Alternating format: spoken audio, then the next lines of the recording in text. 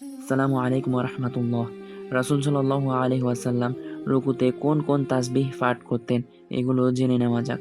প্রথমত এক নাম্বার হলো সুবহানা রাব্বিয়াল আযীম, অর্থাৎ আমি আমার মহান প্রতিপালকের পবিত্রতা ও মহিমা ঘোষণা করছি।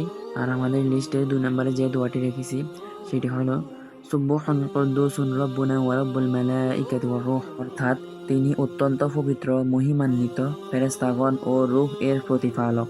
আরেকটি দোয়া হলো সুবহানাকাল্লাহুম্মা রাব্বানা ওয়া বিহামদিকা আল্লাহুম্মা গফিরলি, অর্থাৎ হে আল্লাহ আমাদের প্রতিপালক, আপনার প্রশংসা সহ আপনার পবিত্রতা ও মহিমা ঘোষণা করছি, হে আল্লাহ আপনি আমাকে ক্ষমা করে দিন।